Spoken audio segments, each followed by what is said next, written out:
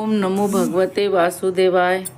जब निकले कन्हैया मेरी सांस रे चले, अयो मुरारी मेरे पास रे। जब निकले कन्हैया मेरी सांस रे चले, अयो मुरारी मेरे पास रे। तू ही राम है तू ही कृष्ण है, कलयुग का अवतार तू ही राम है तू ही कृष्ण है, कलयुग का अवतार तू। मेरे सामने आना बाबा नीले पर सवार तू। जब निकले रे लाला मेरी सांस रे चले, अयो मुरारी मेरे पास रे। जब निकले कन्हैया मेरी सांस रे चले, अयो मुरारी मेरे पास रे। अब हम 16वां अध्याय देखेंगे। श्री कृष्ण जी बोले, हे भारत, अभय शुद्ध सतोगुणी होना, ज्ञान योग निष्ठा दान इंद्रिय दमन ज्ञान कर यज्ञ करना तप सरलता अहिंसा सत्य क्रोध त्याग शांति चुगली न करना, सब प्राणियों पर दया तृष्णा से बचना, कोमल स्वभाव लज्जा चपलता का त्याग तेज क्षमा घृति पवित्रता देश रहित अभिमान न करना, देवी संपत्ति के सन्मुख जन्म धरने वालों को यह सब गुण मिलते हैं। हे पार्थ, दंभ दर्प अभिमान को क्रोध कटु भाषण और अज्ञान ये सब आसुरी संपत्ति के सन्मुख जन्म लेने वालों को प्राप्त होते हैं। हे पांडव, देवी संपत्ति मोक्ष और आसुरी संपत्ति बंधन का कारण होती है। तुम शोक न करो, क्योंकि तुम उत्तम देवी संपत्ति के भोग को जन्मे हो। हे पार्थ, इस लोक में देव और असुर ये दो प्रकार के प्राणी उत्पन्न किए गए हैं। देवी का विस्तार पूर्वक वर्णन कर चुके। अब आसुरी को सुनो। धर्म में प्रवृत्ति और अधर्म में निवृत्ति असुर लोग नहीं जानते। उनमें न सोच न आचार और न सत्य ही है। वे संसार को असत्य निराधार और अनिश्वर कहते हैं। उनके मन में जगत की उत्पत्ति का कारण काम से प्रेरित स्त्री पुरुषों के संभोग के अतिरिक्त कुछ नहीं है। मलिन आत्मा अल्प बुद्धि दारुण कर्म करने वाले इस संसार को नष्ट करने के हेतु पैदा होते हैं और दूषित काम के आश्रित होकर वे दंभी मानी और मद से युक्त पुरुष नीच कर्मों में प्रवृत्त होते हैं। वे मृत्यु पर्यंत चिंता से ग्रसित हैं। कामोपभोग ही सब कुछ है, इसी को सर्वस्व मानते हैं। अनेक आशारूप पाशों से बंधे काम क्रोध में तत्पर कामोपयोग के लिए अन्याय के से अर्थ संचय की इच्छा करते हैं। मैंने आज यह पाया कि इस मनोरथ को पाऊंगा यह है, और यह धन भी मेरा है हो जाएगा। यह शत्रु तो मैंने मारा, दूसरों को भी मारूंगा। मैं ईश्वर भोगी सिद्ध बलवान और सुखी हूँ। मैं धनी कुलीन हूँ, मेरे समान दूसरा कौन है।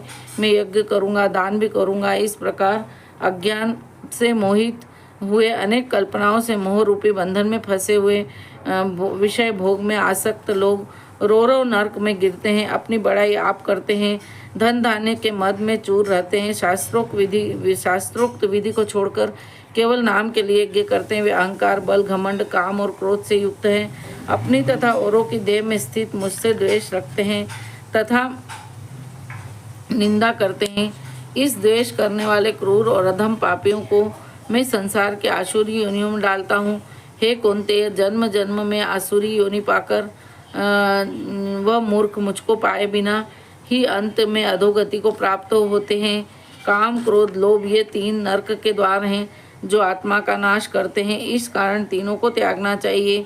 हे कुंती, इन तीन नरक द्वारों से छूटा हुआ मनुष्य अपने कल्याण को सुकृत करता है, तब उत्तम गति को पाता है। जो शास्त्रोक्त विधानों को छोड़कर स्वेच्छा अनुसार कर्म करता है वह सिद्धि को नहीं पाता, सुख को नहीं पाता और परम गति को नहीं पाता।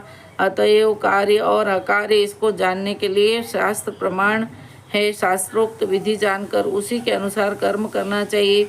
इति श्रीमद्भागवत गीता सुपनिषद सुब्रह्म विद्या योग शास्त्र श्री कृष्ण अर्जुन संवादे 16वां अध्याय समाप्त। 16वां अध्याय का महात्म। अब हम इसका महात्म देखेंगे। श्री नारायण जी बोले कि हे लक्ष्मी, सोरठ देश था और जिसके राजा का नाम खड़ग बाहू था, बड़ा धर्मात्मा और था। उसके हाथियों में एक हाथी बड़ा मस्त था, जिसकी धूम मची रहे, महावतों के पास न आने देवे।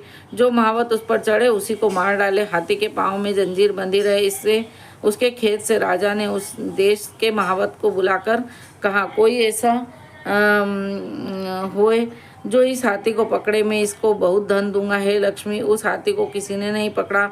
एक दिन हाथी नगर में चला गया। सामने एक साधु चला आया। लोगों ने उस साधु से कहा, हे संत जी, यह हाथी आपको मार डालेगा।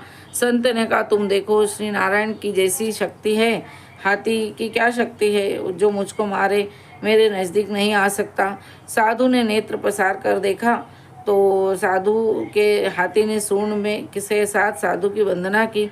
साधु ने कहा, हे गजेंद्र, मैं तुझे जानता हूँ, पिछले जन्म में तू पापी था, मैं तेरा उद्धार करूँगा, चिंता मत कर। हाथी बारंबार चरण छूता, माता नवाता था। लोगों ने देखकर राजा को खबर की।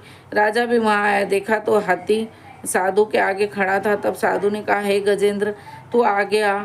हाथी ने आगे हो चरण वंदना की। तब उस संत गीता पाठी ने कमंडल में से जल लेकर मुख से कहा, गीता के 16वें अध्याय का फल इस हाथी को दिया। इतना कहकर जल छिड़कते हाथी देह को छोड़कर देवी हुई और विमान पर चढ़कर वैकुंठ को गया। राजा ने संत को दंडवत प्रणाम किया और कहा, संत जी, आपने कौन सा मंत्र कहा जिससे इस अधम दुखदायक को सद्गति प्राप्त हुई है? संत ने कहा, मेरे गीता के 16वें अध्याय का पाठ किया है, नित्य में ही करता हूँ, इसी तरह उसका उद्धार हुआ। तो यही था 16वें अध्याय का महात्म।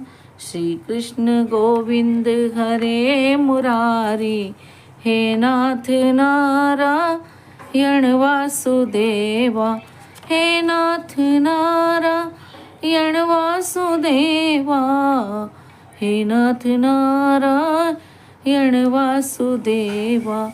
श्री कृष्ण गोविंद हरे मुरारी, हे नाथ नारायण वासुदेवा।